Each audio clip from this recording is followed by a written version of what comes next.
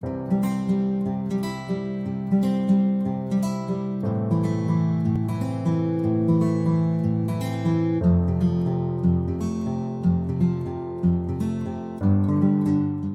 Railway Watchman and the Little Boy, written by Noel Villarosa.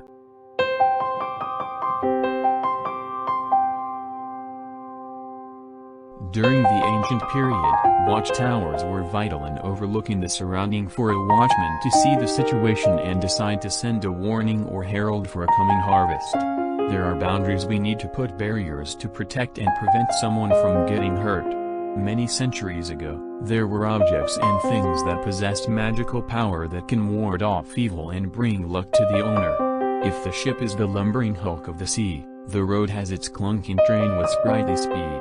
Everyone will be completely engrossed in the sound of steam whistled from its engine's metal innards. In a bustling train terminal of Old Manila, where a train travels to or from the north or south ends of Luzon, many captivating moments were registered in the mind of a young boy named Gabriel.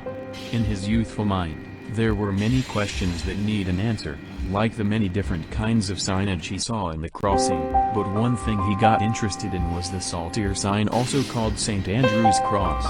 In what the signage was referring to was where his fate will take him. Once in the train station, the conductor called the all passengers be aboard, as the train will be leaving. The lady said to the conductor, "Please wait, my son Gabriel is still outside." Her husband got off to look for Gabriel. During the occupied time of lifting their luggage, Gabriel had let go of his mother's skirt. Gabriel was persuaded to see what was happening in the runaround loop track. In there, he saw a locomotive being attached to the opposite end of the train. The need to detach and reattach the locomotive motivated little Gabriel to approach the watchman inside his wee shed just near the level crossing. Gabriel politely asked the old watchman, "Sir, what is the purpose of that detaching and attaching of the locomotive?" The old watchman puffed on his tobacco before he replied to Gabriel, "That's what you called the terminal head shunt, where it allows the locomotive to dissociate itself from its train. That is the intent of moving it to the opposite end and then pulling the train out of the station into another direction." Gabriel excitedly answered, "That's interesting, and may I know your name, sir?" "You can call me Filomeno or Pilo for short," as the watchman puffed again on his tobacco. Gabriel aimlessly looked at the cross signage and then asked, "Mr. Pilo, what is that cross signage for?" The watchman, while pointing toward the location of the signpost, said, "That is the saltire or the St. Andrew's Cross that is to warn road users for a coming train. I am responsible to stop passers-by with vehicles or no vehicles and to clear the tracks. I have witnessed many accidents afar from this point, as many people braved in crossing the track in a way to cut their long walk heading to the other side of the road," continued by Pilo. It must be fairly evident now to Gabriel that he needs to dwell on the age-old warning of stop, look and listen, which is the most sensible thing that he can do. Mr. Pilo gave Gabriel some tips to remember while riding a train. During his travels, Gabriel should stay track on the exact location of every signal that he gets to see and try to remember any remarkable things behind those signals. Gabriel should be aware not only on the physical condition of the train but also of the crew who is manning the train. Mr. Pilo shared many stories to Gabriel, like accidents whose fate caused by humans themselves. Lack of awareness was one thing that caused many railways' death. Mostly careless crossing, unaware that there were two tracks to look at, the northbound and the southbound, that caused their untimely death. Mr. Pilo, as an experienced watchman and a book fanatic about train survival guide, had also shared few tips that might help to survive a train mishap. Mr. Pilo pointed out the importance of finding the safest seat, which will prevent him from any kind of collision. It will be a safe seat in the middle section of the car during a collision, and if it was a derailment, the one seated on a car at least one or two back from the center of the train will be a safe seat. But nobody will ever foresee an accident. If one had to choose which side of a seat was safer, one must grab an aisle seat, which was the rear-facing aisle seat toward the back of the train. It was also self-explanatory to always pay attention to announcement from train conductor for any situation inside and outside the train. Mr. Pilo also explained the importance of using every emergency alarm to alert the train driver. If there was a need to jump off a train, one needed to jump off at the end of the last car. The last car was at least running slow and it was safe to jump off at this pace. Mr. Pilo talked about the location of all emergency windows and the proper pulling off the rubber ring-colored thread to lift it, and also with the panel of its doors. Mr. Pilo also advised Gabriel to familiarize himself with the different emergency signs located inside the train. Mr. Pilo finally instructed Gabriel that during a helter-skelter situation, he must always be alert in analyzing the situation and must be loaded with much of unswerving determination to survive and save other lives if he can. As Mr. Pilo turning his eyes heavenward, he prayed for a safe travel of Gabriel and his family. Gabriel happily thanked Mr. Pilo for sharing his vast knowledge of being a prepper and a survivalist. Gabriel, as a token of appreciation, gave his lucky coin to Mr. Pilo. As the train was about to leave, from a sheer sound calling Gabriel's name became louder as his father came approaching. "Mr. Pilo, this is my father, Mr. Joselito," introduced by Gabriel. "Hello, it's nice I've met you with my son," politely uttered by Mr. Joselito. "We have been looking for you, Gabriel. Where have you been all the while?" Continued by Mr. Joselito. "I am having a meaningful conversation with Mr. Pilo, and now I am packed with so much knowledge about travel awareness," answered by Gabriel. "I am so thankful to you, Mr. Pilo, and it is nice to meet you. The train will depart now, cheerio, and we'll see you again," mentioned by Mr. Joselito. "Have a safe travel, God bless you," responded by Mr. Pilo. As father and son were supposed to leave, Gabriel went back to Mr. Pilo and whispered him, "That coin I handed to you was minted in the leap year and was found by my father outside during a storm with its head side up. As told by old folks, that kind of coin is a luck bringer. If and only a green grasshopper would crawl into that coin will be a harbinger of danger." Gabriel reminded the solemn-looking watchman, although feared the superstitious belief of the little boy, just waved goodbye to both folks and went back to his office. Mr. Pilo, staring out at the foggy train tracks from the window, had started hearing the clickety-clackety sound as the train where Gabriel and his family were riding went rolling away from the platform. It was Gabriel's first time to ride a train bound to his parents' province Bicol. It was sad for him to visit his grandfather's wake. The unsteady shaking of the train added excitement to Gabriel, as he tried to walk around every car. Gabriel had closely observed every passenger and the souvenir gifts they were bringing to their family and relatives. There was one scene that captured his attention when he saw a mother trying to hide her child from a roving conductor, for that child had no ticket to show. Big and small boxes, cans of assorted biscuits were the usual items brought by the passengers. Side by side, passengers got along with other passengers. They have so much time having a leisurely talk during this 10-hour ride. Come evening, all were resting in their designated seat and sound asleep, while Gabriel enjoyed peeping on the window, looking the fast viewing of outside sceneries and the frequent sight of twinkling lights from fireflies attached to the trees or sometimes just outside the windows. His father told him that during his childhood rides, that the windows were open. Unlike Gabriel's time, the windows have clear sturdy glass protected by metal screen grates to block stones hurled by people living along the tracks. The train would usually have a stopover at every station to allow passengers to shake off stiff muscles during a long seating. Gabriel had the fun of buying foods at the laid-back food stalls or to peddlers. The next morning, the train arrived at Naga City. Gabriel and his parents looked for a jeepney that would bring them to his grandfather's house. The journey had been so tiring, and the only consolation they got was traversing along with green rice fields and tall coconut trees. They got off in the marketplace and entered small alley leading to his grandfather's house.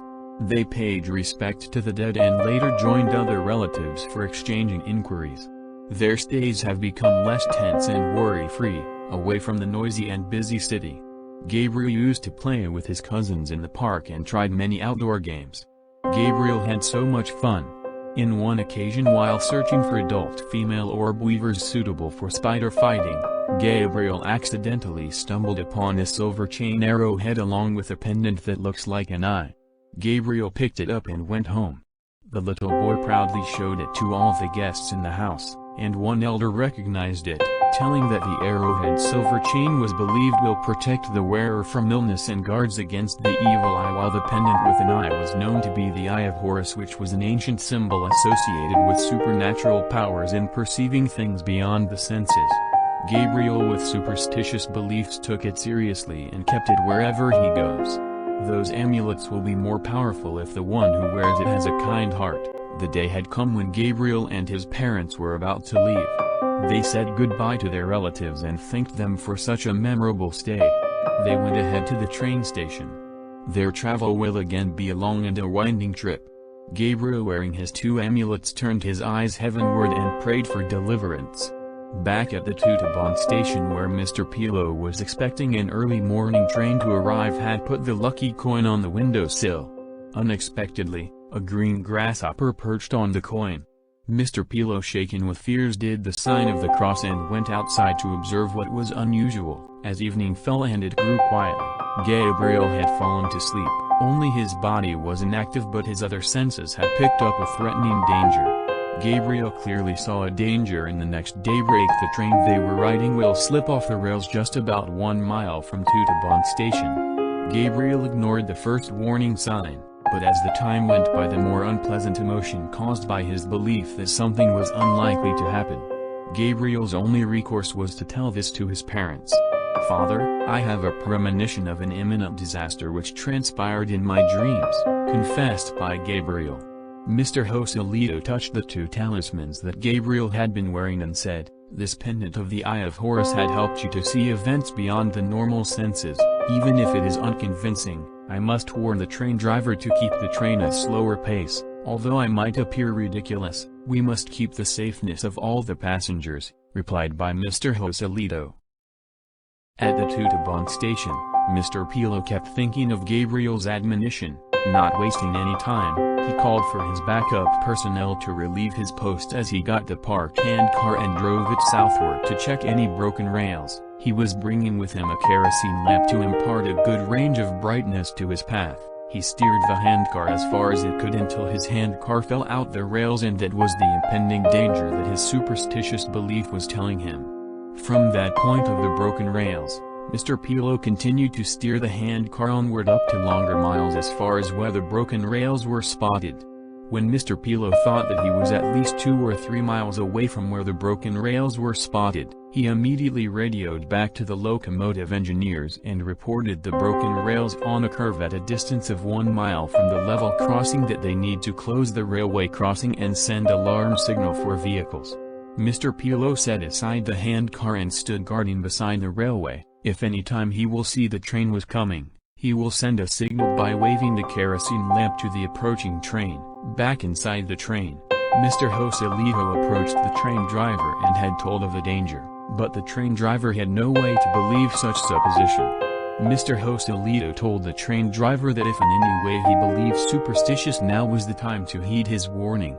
The train driver just replied, "In a short time we will be reaching the station.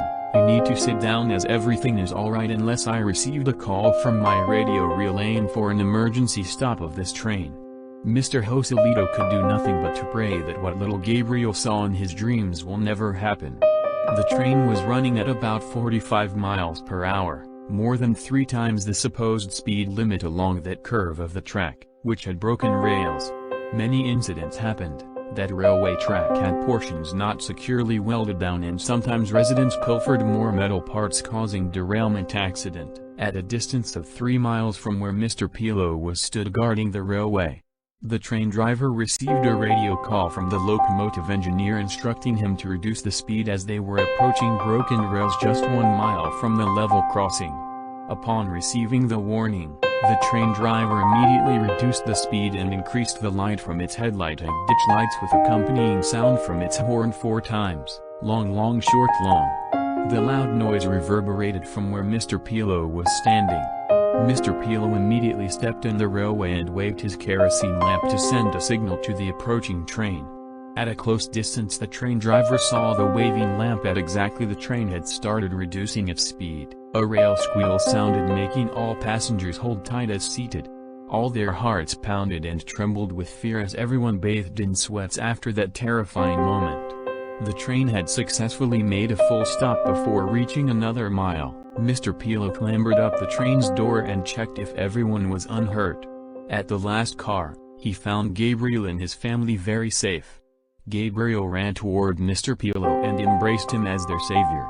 "Thank you, Mr. Pilo, for your strong determination to save lives," said by Gabriel. Mr. Pilo, while holding the lucky coin that Gabriel gave him, said, "Thanked also this lucky coin that you gave me, it is really a godsend." Being stranded there, the desirous waiting for a quick fix of the broken rails had produced a good result. All the passengers were safely transported back to the station platform. Some went to the beanery to satisfy their hunger, while Gabriel and his parents stayed with Mr. Pilo telling every detail of the story. If two souls will be interacting through their superstitious belief, there will be a strong positive energy that will tailor favorable events. The train gives different thrills in our journey.